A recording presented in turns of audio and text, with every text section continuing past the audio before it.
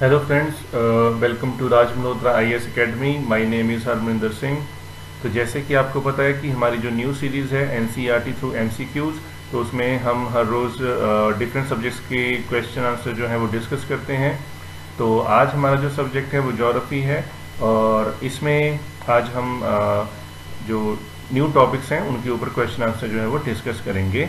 और इसमें हम देखते हैं कि आज का हमारा जो टॉपिक है वो आपको आपकी स्क्रीन पे दिख रहा होगा। ये है मेजर लैंड फॉर्म्स, और उसके अंडर ये बहुत सारे जो टॉपिक्स हैं वो आज कवर होंगे। तो इसमें आप देख सकते हैं कि हमारे पास जो 3 टाइप्स ऑफ रॉक्स हैं, इग्नियस रॉक्स, सेडिमेंट्री रॉक्स और मेटामॉर्फिक रॉक्स, इनका टॉपिक कवर हो जाएगा। और उसके बाद हमारे पास जो जियोमॉर्फिक प्रोसेसेस हैं उसमें diastrophism, weathering, mass movement, landslide, soil formation, तो ये सारे टॉपिक जो हैं वो कवर हो जाएंगे। तो मैं आपको बता दूं कि जो आपकी 11th क्लास की जो एनसीईआरटी है उसमें आपका जो 5th एंड 6th चैप्टर है वो है मिनरल्स एंड रॉक्स, और जो 6th है दैट इज़ जियोमॉर्फिक प्रोसेसेस। तो उनमें से ये काफ़ी जो क्वेश्चन आंसर हैं वो कवर हो जाएंगे। ओके, तो चलिए अब हम देखते हैं कि फर्स्ट क्वेश्चन क्या है। Okay, so here is the first question, and the question is consider the following statements about rocks. So here are the statements. First is there is an aggregation of one or more minerals in a rock. Okay, and the second statement is the hardness and color in rocks are uniform. And third is rocks have definite composition of mineral constituents. And fourth is science of rocks is called pedology. तो इन 4 statements के basis पे आपने अब क्या करना है। So आगे है which of the above statements is are correct. A option is 1 only, B is 1 and 2 only, C is 1, 2 and 4 only, and D is 1, 2 and 3 only. Okay, so you can guess the answer and write your answer in the comment box.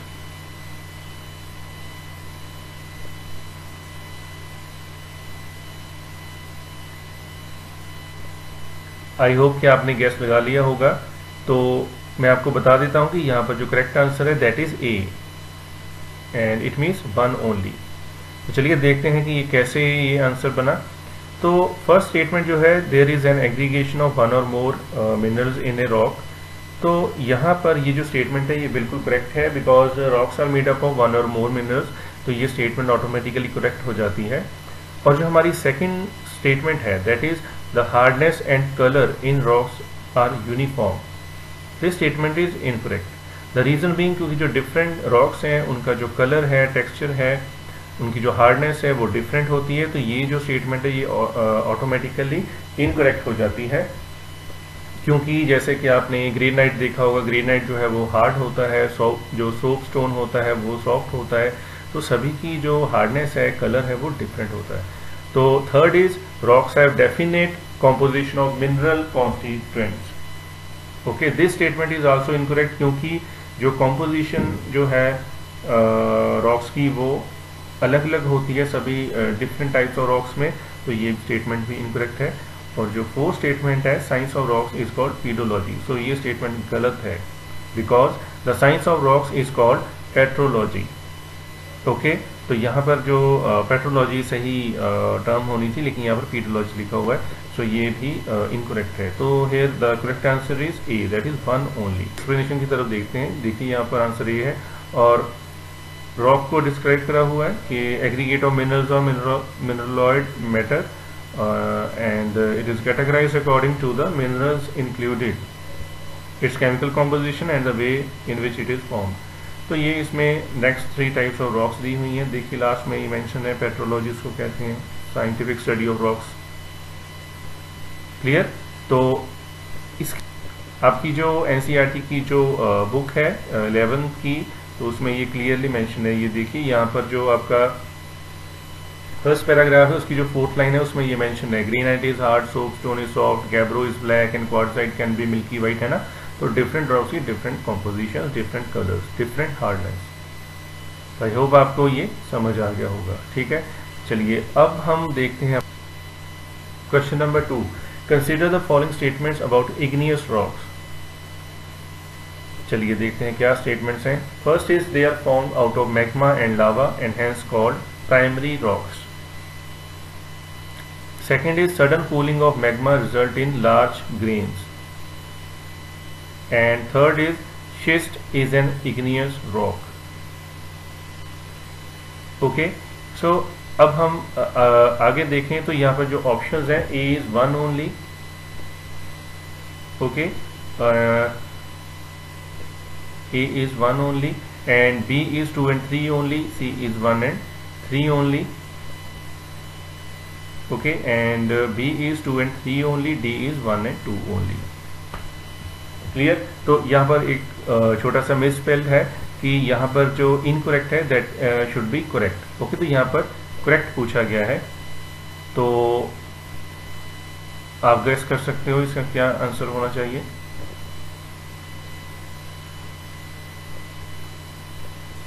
Okay, तो क्योंकि ये जो question है काफ़ी simple है, तो I hope आपको आसानी से इसका जो आंसर है आप गेस कर सकते हो। ठीक है, तो यहाँ पर आपने इनकरेक्ट नहीं, यहाँ पर आपने करेक्ट देखना है कि इनमें तीनों स्टेटमेंट में से जो करेक्ट स्टेटमेंट है वो कौन सी है। ओके, सो मैं आपको बता दूं कि इसका जो आंसर है दैट इज A, 1 ओनली। अगर हम इनमें से करेक्ट जो है स्टेटमेंट वो देखें तो वो फर्स्ट है they are formed out of magma and lava and hence called primary rocks. So this statement is correct for the igneous rocks. अगर हम सेकंड स्टेटमेंट को देखें तो यहाँ पर है sudden cooling of magma results in large grains. Okay, अब ये जो पॉइंट है sudden cooling of magma result in large grains, तो ये इनकरेक्ट है। ओके, क्यों? बिकॉज अगर जो मैग्मा है अगर वो इन डेप्थ यानी कि डेप्थ में जाके वहाँ पर स्लोली वो कूल होता है तो वो लार्ज ग्रेन्स बनाता है। अगर वो सरफेस के ऊपर सडन कूलिंग उसकी होती है that result into the small and smooth grains. Okay, so this statement is incorrect. And जो थर्ड है schist is an igneous rock, ये स्टेटमेंट भी गलत है because it is a metamorphic rock. तो हियर जो करेक्ट स्टेटमेंट है that is first, तो आंसर होना चाहिए ए। ठीक है, तो मैंने ये आपको ऑलरेडी बता दिया कि यहाँ पर इनकरेक्ट की बजाय करेक्ट है। ओके, जो करेक्ट वर्ड है दैट इज ए। ठीक है, तो यहाँ पर क्लियरली ये एक्सप्लेन करा गया है। Igneous rock is form through the cooling and solidification of magma और लावा। तो जब वो मोल्टन मटेरियल होता है, जब वो अर्थ के नीचे होता है तो उसको हम मैग्मा कहते हैं। When it comes to the surface it is known as लावा।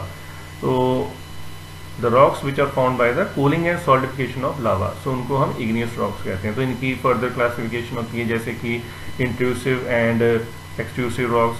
ठीक है, तो इंट्रूसिव में भी उनकी फर्दर क्लासिफिकेशन होती है, उसमें प्लूटोनिक आ जाती हैं रॉक्स जो कि बहुत इन डेप्थ होती हैं, या फिर जो सरफेस के पास होती हैं उनको हाइपरबाइसल रॉक्स कह देते हैं। तो ये इसमें फर्दर क्लासिफिकेशन होती रहती है। ठीक है, चलिए अब तो यहाँ पर देखिए आपका जो पेज नंबर 42 है आपके चैप्टर 5 में एनसीईआरटी में, तो यहाँ पर बिल्कुल क्लियरली मेंशन है। ठीक है, तो सेकंड पैराग्राफ में जो आपकी फोर्थ लाइन है तो यहाँ पर बिल्कुल क्लियरली मेंशन है, molten material is cooled slowly at great depth, okay, then mineral grains may be very large and sudden cooling will result in small and smooth grain. तो यहाँ पर क्लियरली एक्सप्लेन है, अब इसमें देख सकते हैं। ओके, तो अब हम चलते हैं अपने So consider the following statements about the metamorphic rocks. Okay, so first is these rocks are formed under the action of pressure, volume and temperature changes.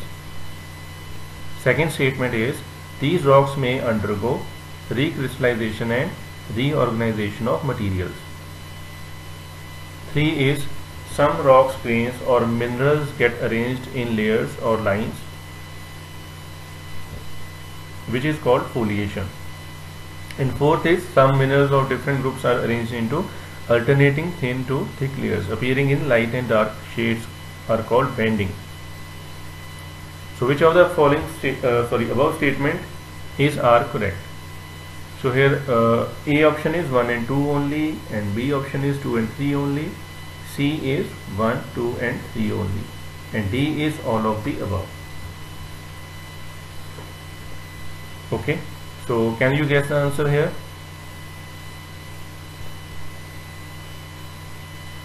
Okay, so here the correct answer is D, all of the above. So जितनी भी ये statements हैं metamorphic rocks की के बारे में, तो वो ये सारी करेक्ट हैं। और देखते हैं ये क्या है।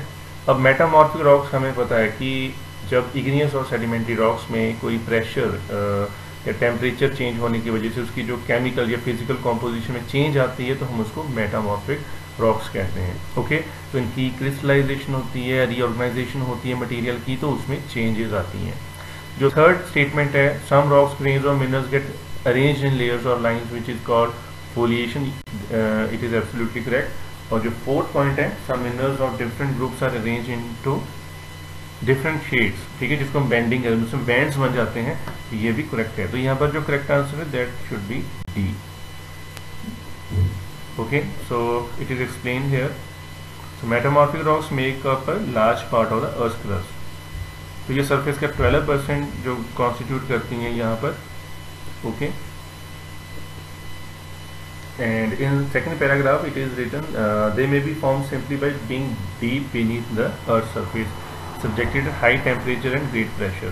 तो ऑब्वियस है कि जब वो इन डेप्थ होंगी तो वहाँ पर जो टेम्परेचर है वो भी हाई होगा, जो प्रेशर है वो भी हाई होगा, तो उसकी वजह से जो वहाँ पर इग्नियस रॉक्स हैं उसमें चेंजेस आना शुरू हो जाती हैं, and ultimately it is converted into the metamorphic rocks. Okay, तो reason, and after that this is the page number 42 आपकी जो चैप्टर 5 में। तो यहाँ पर बिल्कुल मेटामॉर्फिज्म के बारे में क्लियरली एक्सप्लेन करा हुआ है कि जो आपकी थर्ड लाइन है इसमें आप देख सकते हैं, when molten magma rising through the crust comes in contact with the crustal rocks और the underlying rocks are subjected to great amount of pressure by overlying rocks. तो इसीलिए तब वो मेटामॉर्फिक रॉक्स से बनती हैं।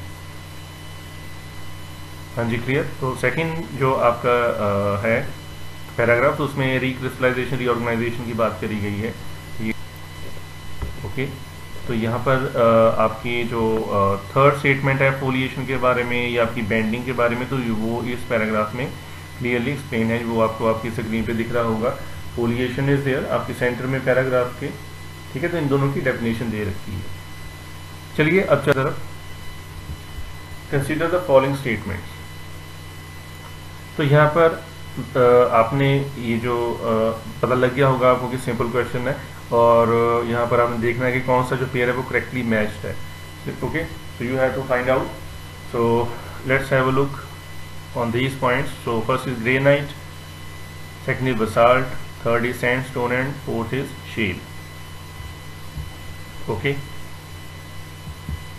तो अगर हम इसका करेक्ट आंसर देखें तो फोर्थ क्वेश्चन का जो correct answer that is a, 1 and 2 only.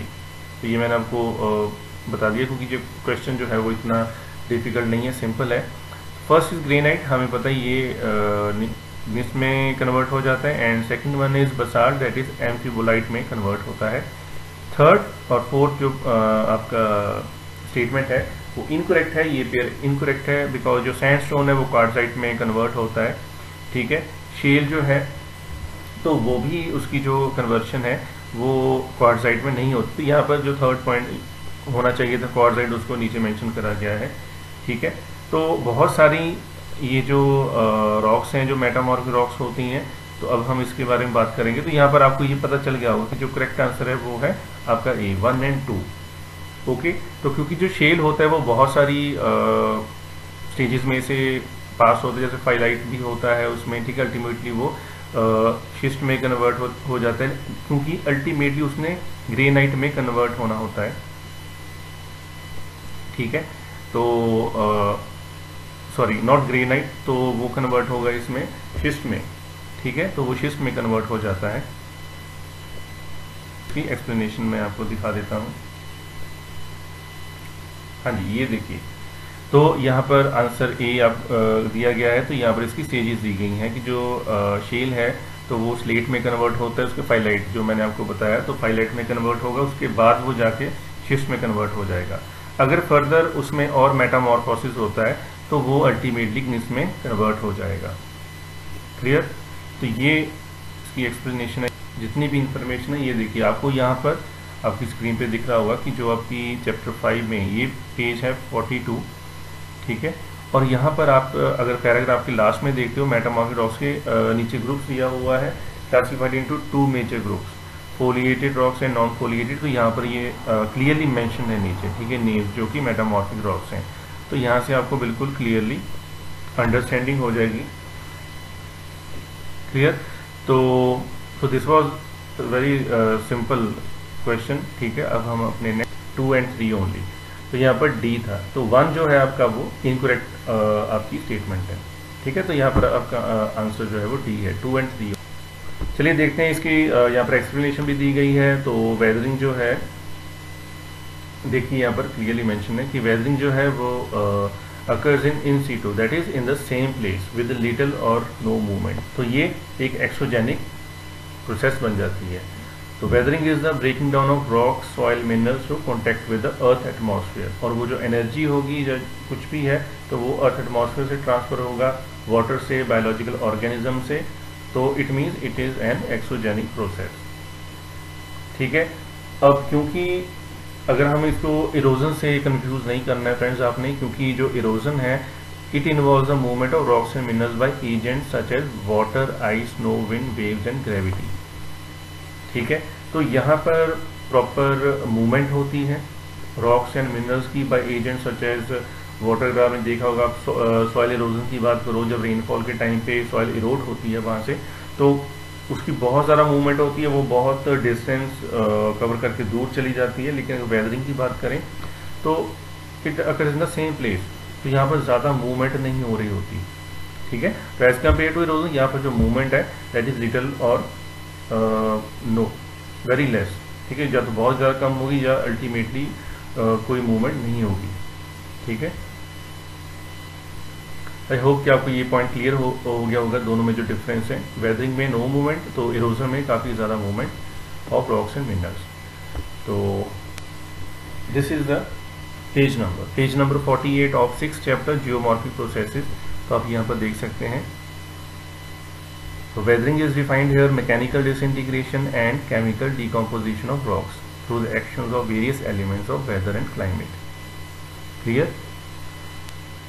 यहाँ पर आप एक्सफोलिएशन भी देख सकते हैं, ये भी सेम पेज पे एक्सप्लेन है।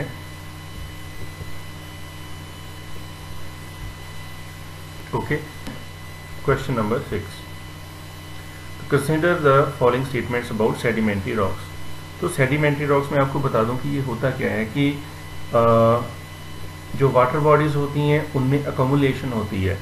क्या होता है कि for very long time period, कि जब बहुत ज़्यादा टाइम पीरियड में जो वाटर रन ऑफ होता है उसके साथ जो सेडिमेंट्स जो हैं वो उनकी मूवमेंट होती है, वो किसी वाटर बॉडी में या ओशंस में आकर अकोमुलेट होते हैं, उनकी डिपोजिशन हो जाती है, सीमेंटेशन हो जाती है और वो लेयर्स बनाती जाती हैं वन आफ्टर दी अदर।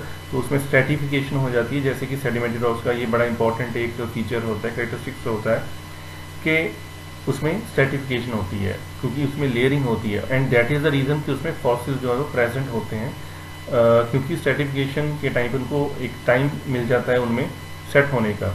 तो इन बिटवीन वहाँ पर फॉसिल्स भी प्रेजेंट होते हैं। अदरवाइज इग्नियस रॉक्स में फॉसिल्स जो है वो प्रेजेंट नहीं होते।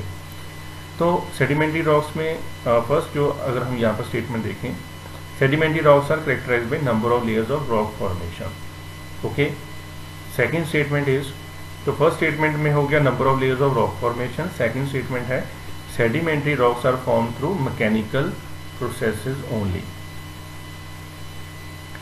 तो which of the above statement is are correct. अब यहाँ पर आपके पास ए ऑप्शन है 1 only, B is 2 only, C is both 1 and 2 and D is neither 1 nor 2। तो अगर आप इन दोनों स्टेटमेंट्स को ध्यान से देखो तो जो सेकंड स्टेटमेंट है आप उसको एक बार दोबारा से पढ़ो, sedimentary rocks are form through mechanical process only. This statement is absolutely incorrect, because guys आपको पता है कि जो सेडिमेंट्री रॉक्स हैं वो मैकेनिकल प्रोसेस से भी बनती हैं, केमिकल प्रोसेस से भी बनती हैं और ऑर्गेनिक प्रोसेस से भी बनती हैं। तो यहाँ पर आपका जो करेक्ट स्टेटमेंट है that is only first. It means option is A. The answer A. Okay. Sedimentary rocks are types of rocks that are formed by the accumulation or deposition of small particles and subsequent cementation of mineral or organic particles on the floor of earth. So they can be formed by mechanically, chemically and organically. ठीक है. So here on page number 42, that is chapter 5 minerals and rocks. तो ये आपकी 11 की जो NCERT है geography की, उसमें ये क्लियरली मेंशन है। तो यहाँ पर सेडिमेंट्री रॉक्स को बहुत अच्छे से एक्सप्लेन करा गया है, ठीक है, कि उसमें कुछ फ्रेगमेंट्स होती हैं, they are transported by different exogenous agencies and deposited, these deposit through compaction turn into rocks, this process is called lithification. तो ये यहाँ पर जितने भी इससे रिलेटेड टर्म्स हैं वो भी क्लियरली यहाँ पर एक्सप्लेन करा गया है।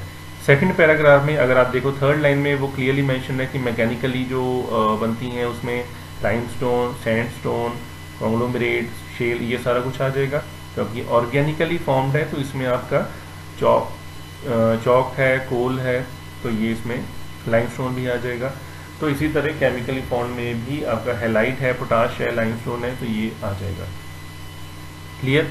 तो यहाँ पर जो इससे रिलेटेड जो प्रोसेसेस है, जैसे डेन्यूडेशन है, उसकी भी बात की है, तो ये इसमें क्लियरली मेंशन है।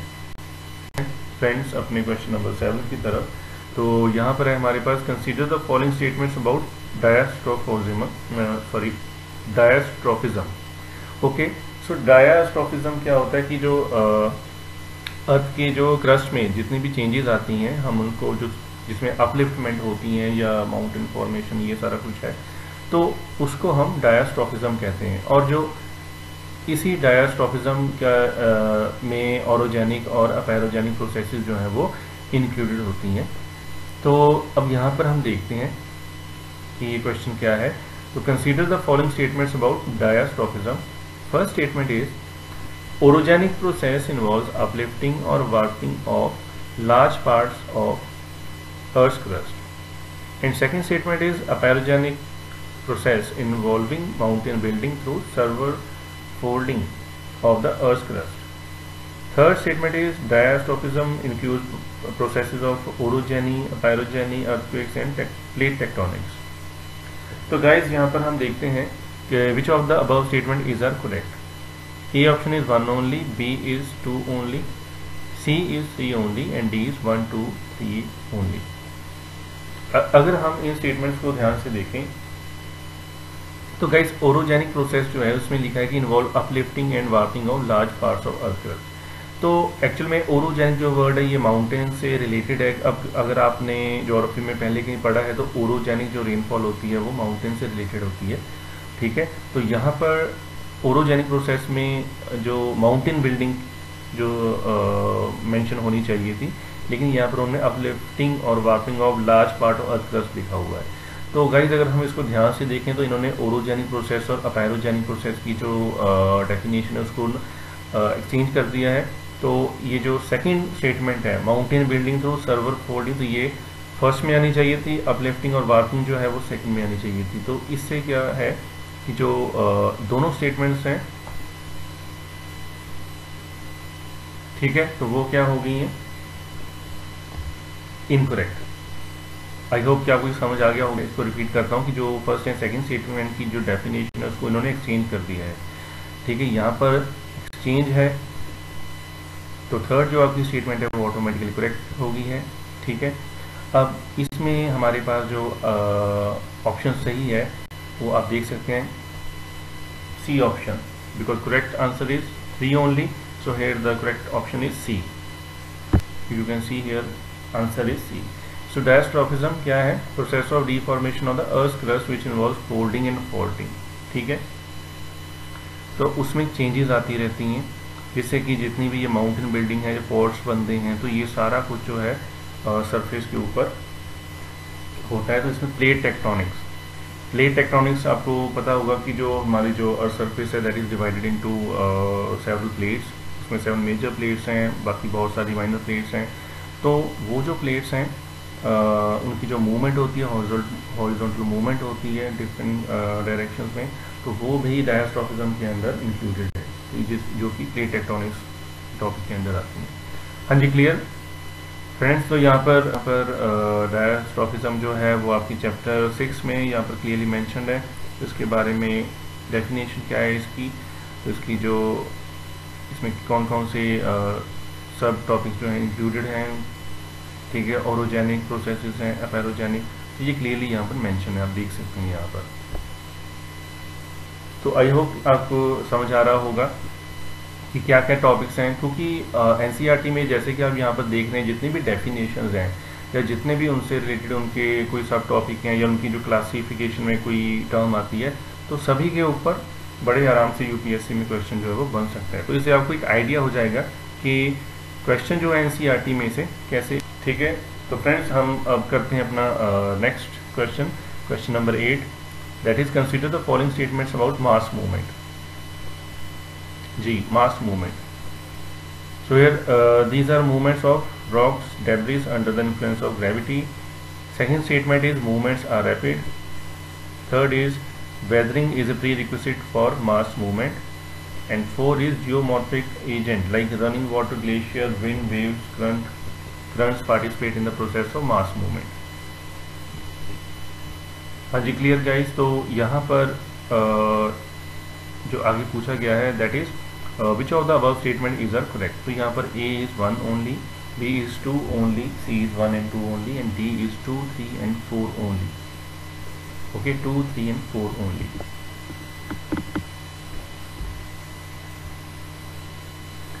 तो guys you can guess the answer। I hope कि आपको कुछ आइडिया हो गया होगा कि इसमें क्या आंसर आ सकता है।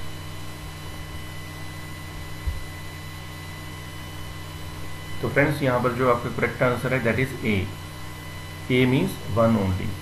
तो ये जो 4 स्टेटमेंट हैं इनमें से जो करेक्ट स्टेटमेंट है वो फर्स्ट है, बाकी की जो 3 स्टेटमेंट्स है वो सही नहीं है, बिकॉज सेकंड स्टेटमेंट में जैसे कि मेंशन है मूवमेंट्स आर रैपिड।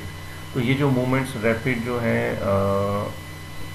रैपिड या स्लो दोनों हो सकती हैं, तो आप यहाँ पर रैपिड नहीं अकेला मेंशन कर सकते। ठीक है, तो movements can be usually it is slow but can be rapid sometime. तो सेकंड जो है weathering is a pre requisite for mass movement, this is incorrect, weathering जो है उसका प्री रिक्विजिट नहीं है। और फोर्थ पॉइंट जो है यहाँ पर ये जो इतने जो मॉर्फिक एजेंट लाइक ये रनिंग वाटर, ग्लेशियर जो मेंशन करे गए हैं इन the process of mass movement, यहाँ पर मेन जो फैक्टर है वो ग्रेविटी होता है, ना कि बाकी के ये जो फैक्टर्स। तो गाइस तो ये तीनों जो स्टेटमेंट है 2, 3 and 4 ये इनकरेक्ट हैं, और जो करेक्ट स्टेटमेंट है दैट इज ओनली 1। तो आंसर हो गया। ओके, तो गाइज यहाँ पर हमने एक्सप्लेन करा है mass movement is the geomorphic process by which soil, sand and rock move down slope typically as a solid, continuous और डिसकॉन्टिन्यूस मास। ओके, तो it acts under the force of gravity. तो gravity जो है वो main इसका reason होगा जिसकी वजह से ये जो मास मूवमेंट होती है। Okay, it is also known as slope movement. तो कोई भी चीज़ है वो स्लांट पे है तो उसके ऊपर ग्रेविटी एक्ट करती है। ठीक है, और वो स्ट्रेस कॉज करती है जिसको शियर स्ट्रेस भी कहते हैं, तो वो नीचे की तरफ उसकी मूवमेंट होना शुरू हो जाती है। हाँ जी, क्लियर हो गया होगा। तो नेक्स्ट यहाँ पर ये जो पेज नंबर आपका 49 and 50, तो यहाँ पर मास मूवमेंट को अच्छे से एक्सप्लेन करा गया है, इसके जितने भी पॉइंट्स हैं यहाँ पर मेंशन है। ओके, तो सेकंड पैराग्राफ में आप क्लियरली देख सकते हैं कि जो फर्स्ट लाइन है यहीं से बिल्कुल इन्होंने मेंशन करा है, mass movement are aided by gravity and no geomorphic agent like running water, glacier, currents participate in the process of mass movement. Okay, तो जो मेन फैक्टर फिर कौन सा रह गया, ग्रेविटी। ग्रेविटी जो है is the main causing agent of mass movement. Clear. So guys अब हम अपना नेक्स्ट करते हैं क्वेश्चन नंबर 9, देखते हैं ये क्या है। अब ये जो सारी प्रोसेस हैं जैसे डायस्ट्रॉफिज्म अभी हमने करा है, मास मूवमेंट, ठीक है, अब हम जैसे लैंडस्लाइड कर रहे हैं, तो ये सारे आपके जियोमॉर्फिक प्रोसेसेस में आते हैं। क्लियर। तो आपका ये जो बुक में 6 चैप्टर है, ठीक है, उसमें ये सारा कुछ मेंशन है। तो अब देखते हैं, consider the following statements about landslide. First statement is landslides are rapid and perceptible changes. Second is slump is slipping of one or several units of rock debris. Okay. So third is rapid rolling or sliding of earth debris without backward rotation is known as debris slide. And fourth is debris fall nearly a free fall of earth debris form a vertical or overhanging face. So the question is which of the above statement is the correct। तो हमने यहाँ पर बताना है कि जो 4 statement है इनमें से करेक्ट कौन सी है। A is 1 and 2 only, B is 3 and 4 only, and C is 1, 3 and 4 only, D is 1, 2 and 3 only। तो गाइज आप इसमें देख सकते हैं। तो मैं आपको इतना बता देता हूँ कि जो फर्स्ट आपकी जो है स्टेटमेंट है that is correct, because landslides are rapid and perceptible changes, बिल्कुल सही है ये। ओके, तो अब आपने 2, 3 एंड 4 को देखना है। तो ये मुझे लग रहा है कि ये जो क्वेश्चन है मे बी आपके लिए थोड़ा सा मुश्किल होगा, लिटिल बिट डिफिकल्ट, और उसका रीज़न ये है कि यहाँ पर सिंपली डेफिनेशन जो है वो दी गई हैं यहाँ पर, जैसे डेब्रिज स्लाइड है या स्लम्प जो है। तो मैं आपको बता देता हूँ कि यहाँ पर जो करेक्ट आंसर है that is C. Okay, 1, 3 and 4 options are correct. Second जो ऑप्शन है उसको देख लेते हैं कि ये क्यों इनकरेक्ट है। Slump is slipping of one और several units of rock debris with a forward rotation with respect to the slope. देखिए गाइस, पूरी स्टेटमेंट में बस एक वर्ड जो है यहाँ पर वो इनकरेक्ट है एक्चुअल में, तो उसकी वजह से जो पूरी स्टेटमेंट है वो गलत हो जाती है। और वो जो वर्ड है that is with A forward rotation, it should be with A backward rotation. वो जो रॉक डेब्रिज हैं वो उनकी जो स्लिपिंग है वो बैकवर्ड रोटेशन में होती है, तो यही इसमें जो पॉइंट है वो गलत है, जिससे कि ये स्टेटमेंट गलत है। तो आपका यहाँ पर करेक्ट आंसर है सी। ठीक है, 1, 3 एंड 4 देखिए यहाँ पर मेंशन है आंसर सी, जिसको एक्सप्लेन करा गया है। लैंडस्लाइड क्या होती है? Is different form of mass wasting that includes different forms of ground movement. Clear? तो प्राइमरी ड्राइविंग फोर्स में क्या है, इसमें ग्रेविटी एक्ट करती है। ओके, तो कोई अगर स्पेसिफिक इवेंट है, कोई हैवी रेनफॉल है, और उससे भी लैंडस्लाइड जो है वो ट्रिगर। और देखिए यहाँ पर आपका पेज नंबर 50 है ये 6th चैप्टर में, तो यहाँ पर लैंडस्लाइड को एक्सप्लेन करा गया है। ओके, तो फर्स्ट स्टेटमेंट जो आपकी यहाँ पर फर्स्ट लाइन में ही आपको मिल जाएगी कि रैपिड एंड परसेप्टिबल मूवमेंट, और देखिए नीचे स्लम्प को डिस्क्राइब करा गया है। ठीक है, स्लम्प क्या होता है, डेब्रिज स्लाइड क्या होता है, वो यहाँ पर डेफिनेशंस गिवन है आपके सेकंड पैराग्राफ में, जिससे कि आपकी सेकंड और थर्ड जो आपकी स्टेटमेंट है वो आपको बिल्कुल क्लियर हो जाएगी। Okay guys, that is 10th question, जो कि आज की हमारी वीडियो का लास्ट क्वेश्चन है। ये देखते हैं, consider the following statements about soil formation. So the basic input of soil formation is depth of weathering material. Second is the mosses and lichens participate in mature soil forest formation, and third is dead remain help in humus accumulation in soil. Okay guys, which of the above statements are correct? So here the options are A 1 and 2 only, B is 1 and 3 only, C is 2 and 3 only, and D is all of the above. So guys, you can guess the answer.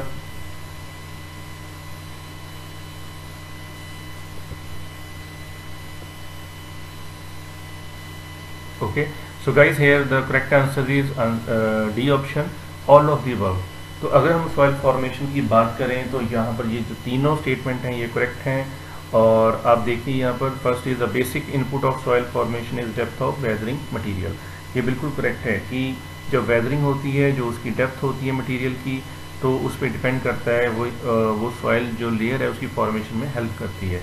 Second is mosses and lichens participate in mature soil forest formation, it is absolutely correct. And reason being कि जो जब weathering शुरू हो जाती है, जब उसमें material बनता है, जब सॉइल फॉर्मेशन शुरू होती है, तो वो जो पार्टिकल्स होते हैं उसमें जो बैक्टीरिया हैं, जो लाइकन्स एंड मॉसेस हैं, वो कोलोनाइज हो जाते हैं, उसमें उनकी जो नंबर है इंक्रीज होना शुरू होता है, तो उससे सॉइल की फॉर्मेशन जो है फर्दर डेवलप होती है, आगे बढ़ना शुरू हो जाती है। और उसके बाद जो डेड रिमेन्स होते हैं, जो ऑर्गेनिक मैटर होता है, उससे भी ह्यूमस एक्यूमुलेशन होती है सॉइल में, तो ये it also leads to action of soil. तो इससे हमें पता चलता है कि जो आपकी डी ऑप्शन है that is, so here is answer D. तो यहाँ पर pedogenesis, okay, the process of soil formation is known as pedogenesis. तो यहाँ पर मेंशन है आपका जो biochemical processes act to both create and destroy of the within soil. ठीक है, इसमें बायोकेमिकल प्रोसेसेस होती हैं। तो ये रही आपकी इसका सॉइल फॉर्मेशन जो है वो आपकी पेज नंबर 52 पे मेंशन है क्लियरली। जियोमॉर्फिक प्रोसेसेस है चैप्टर का नाम, और चैप्टर है 6। ओके, क्योंकि ये जो आपकी 11th क्लास की जो ज्योग्राफी है तो उसमें ये काफ़ी डिटेल में आपके जो टॉपिक्स चल रहे हैं, तो आपको बिल्कुल क्लियरली ये आपकी अंडरस्टैंडिंग जो है वो बन जाएगी। ठीक है, आपको बिल्कुल क्लियर हो जाएगा कंसेप्ट की ये क्या है। तो यहाँ पर आप देखिए प्रोसेस ऑफ सॉइल फॉर्मेशन, तो यहाँ पर लिखा हुआ है कि जो डिपॉजिट्स हैं, जो ट्रांसपोर्टेड मटेरियल होता है, तो उसमें जो कॉलोनाइज हो जाते हैं bacteria and other plant bodies like lichens and mosses. ठीक है, तो धीरे धीरे स्टेप बाय स्टेप उससे फिर सॉइल फॉर्मेशन होती है। सो क्लास, आई होप कि आपको ये क्वेश्चन जो हैं वो समझ आ गए होंगे।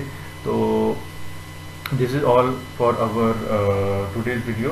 So in the next video we will discuss our some other topic of geography. So till then,